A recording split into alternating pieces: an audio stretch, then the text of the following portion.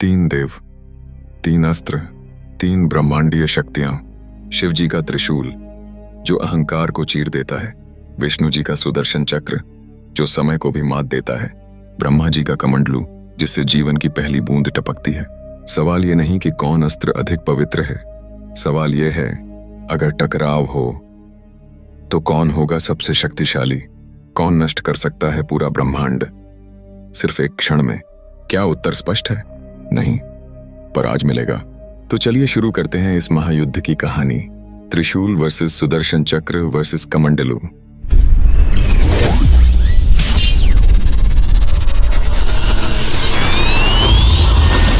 तीन देवताओं के अस्त्रों का मुकाबला एक अद्भुत खेल है। त्रिशूल का संहारकारी तेज धरती को थर्रा देता है, जबकि सुदर्शन चक्र हर अत्याचार को समाप्त करता है। कमंडलू सृष्टि का प्रतीक जीवन को न केवल जन्म देता है बल्कि इसे पोषित भी करता है। यह सवाल असाधारण है क्योंकि हर अस्त्र की अपनी अनोखी महत्ता और प्रभावशीलता है। तीनों ऐसे अस्त्र हैं जो केवल धारक की इच्छा से ही काम करते हैं, किसी और के लिए ये निष्क्रिय है। लेकिन इनकी गहराई कहीं अधिक है। यह कोई हथियार नहीं बल्कि एक सिद्धांत है। त्रिशूल को शिव के अलावा कोई नहीं उठा सकता, न देव न असुर।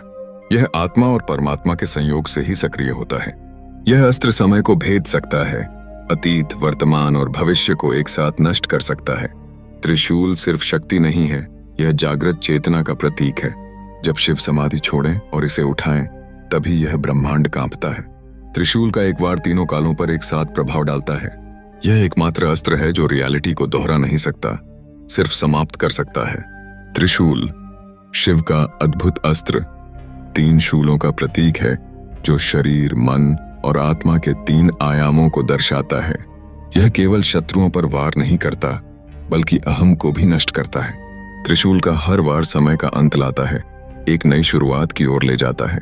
यह शक्ति और संरक्षण का सच्चा प्रतीक है जो नकारात्मकता को समाप्त करता है। सुदर्शन चक्र समय का व्हील है, जहां धर्म की कमजोरियां दूर होती हैं। यह अनंतता में न्याय का प्रतीक है, अपने तेज और सटीक गति से ब्रह्मांड के नियमों की रक्षा करता है। एक बार यह चक्र घूमता है तब केवल विनाश की वापसी होती है। इसकी शक्ति अजेय है, जिसके सामने अन्य बल बेबस होते हैं। यह चक्र दैवीय आदेश और संतुलन की स्थापना में सहायक है। विष्णु का सुदर्शन चक्र यह सिर्फ काटता नहीं, यह केवल अधर्म को पहचानता है। यह चक्र कोई और चला ही नहीं सकता, सिर्फ विष्णु की उंगली पर यह घूमता है। अगर कोई दूसरा इसे छुए तो यह गायब हो जाता है या उसे ही भस्म कर देता है। सुदर्शन चक्र को चलाने के लिए किसी शारीरिक बल की आवश्यकता नहीं, यह इच्छा और धर्म के आधार पर चलता है। इसकी गति अनंत है, यह प्रकाश से भी तेज है। ब्रह्मांड के किसी भी कोने तक यह एक पल में पहुंच सकता है। चक्र को कोई हथियार नहीं रोक सकता, सिर्फ और सिर्फ पवित्रता ही इससे रक्षा कर सकती है। इसलिए यह धर्म की परीक्षा भी है। जब यह चल पड़ता है तो इसे कोई नहीं रोक सकता, न देव न राक्षस, और यह हमेशा लक्ष्य पर जाकर ही रुकता है। कमंडलू ब्रह्मा का अनमोल पात्र, जल नहीं बल्कि चेतना का प्रतीक है। यह सृजन की ऊर्जा और विचार का बीज है।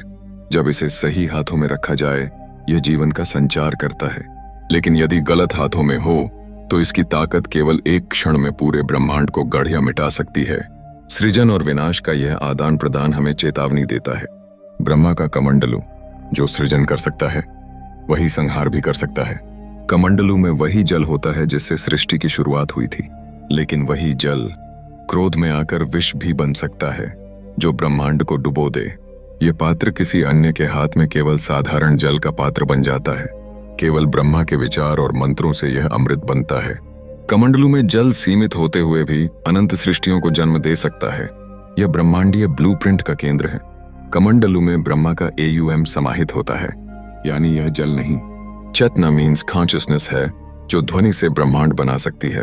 अगर ब्रह्मा क्रोधित हो जाएं और बिना अनुशासन के कमंडलू का जल बहा दें तो सृष्टि नियंत्रण से बाहर होकर प्रलय में बदल सकती है।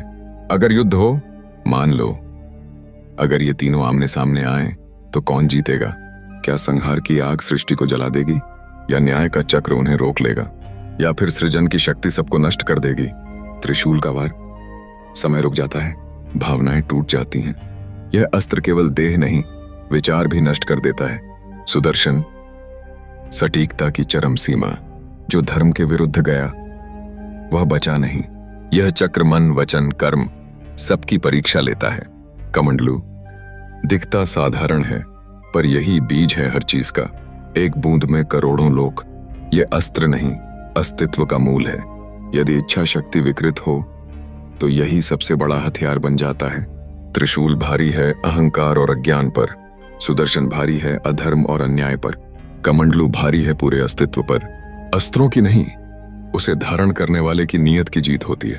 अंतिम निर्णय से पहले त्रिशूल न हो तो सृष्टि थमे नहीं, सुदर्शन न हो तो सृष्टि डगमगाए नहीं, कमंडलू न हो तो सृष्टि जन्म ही न पाए। परंतु यदि बात केवल विनाश की हो तो त्रिशूल से बड़ा कोई अस्त्र नहीं। क्यों?